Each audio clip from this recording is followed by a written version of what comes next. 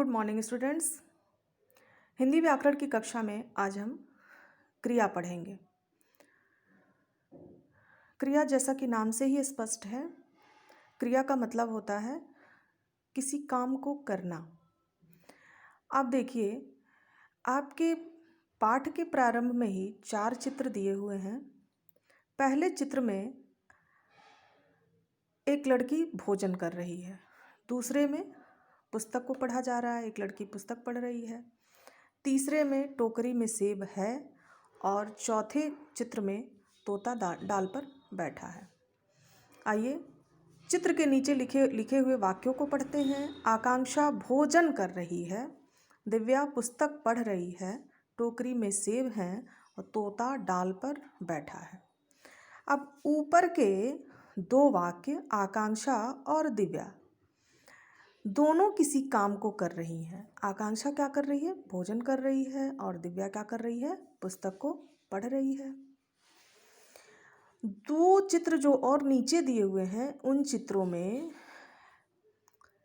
टोकरी में सेब हैं तो हैं, और टोकरी में सेब व डाल पर जो तोता बैठा है उसमें बैठे होने का बोध हो रहा है।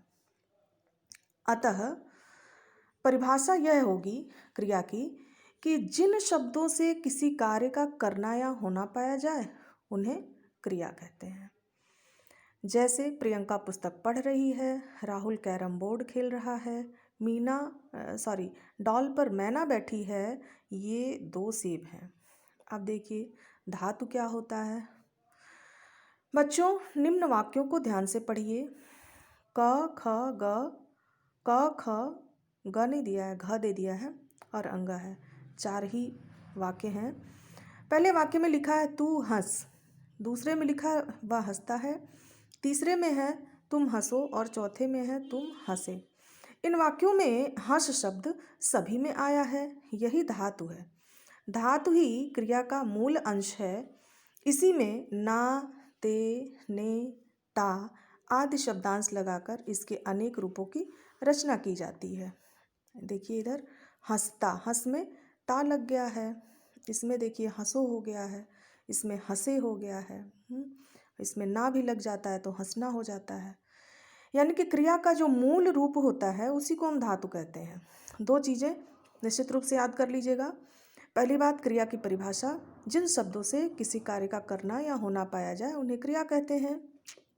उदाहरणार्थ, प्रियंका पुस्तक पढ़ रही है, राहुल कैरम बोर्ड खेल रहा है, डाल पर मैना बैठी है और ये 2 सेब हैं। और दूसरी चीज़ जो मैंने आपको बताई कि क्रिया के मूल रूप को ही धातु कहते हैं, जैसे आ, जा, खा, पी, चल, गिन आदि। अब इसमें आ में ना लगा देंगे, आना, जाना, खाना, पीना, चलना, गिनना, आते जाते, खाते पीते, ये सारी चीज़ें आप जानते हैं। तो क्रिया के मूल रूप को ही धातु कहते हैं और जिन शब्दों से किसी कार्य का करना या होना पाया जाता है उन्हें क्रिया कहते हैं। अब विशेष में आपकी किताब में दिया है कि हिंदी में क्रिया का सामान्य रूप मूल धातु में ना प्रत्यय जोड़कर बनता है। जैसे आना, जाना, खाना, पढ़ना, सोना, पीना, चलना, फिरना इत्यादि शब्द। अब क्रिया के भेद हैं। कर्म की दृष्टि से क्रिया के 2 भेद होते हैं। इसे समझने के लिए निम्नलिखित वाक्य को पढ़िए। कुत्ता सो रहा है, मानसी मंदिर जा रही है, गौरव गाय को रोटी खिला रहा है। उपर्युक्त वाक्यों में पहले वाक्य में कोई कर्म नहीं है, दूसरे वाक्य में एक कर्म है तथा तीसरे वाक्य में 2 कर्म हैं। अतः इन्हीं के आधार पर हम क्रिया के 2 भेद करते हैं। क्रिया के 2 भेद कौन कौन से होते हैं? अकर्मक और सकर्मक।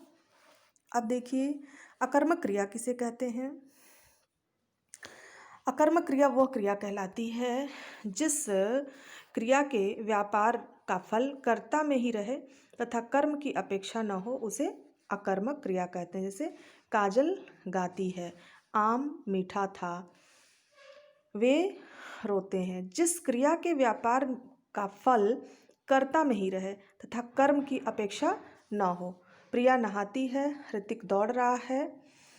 उपर्युक्त वाक्यों में से कोई कर्म नहीं है तथा क्रियाओं के व्यापार का फल कर्ता पर ही पड़ रहा है, अतः ये अकर्मक क्रियाएं हैं।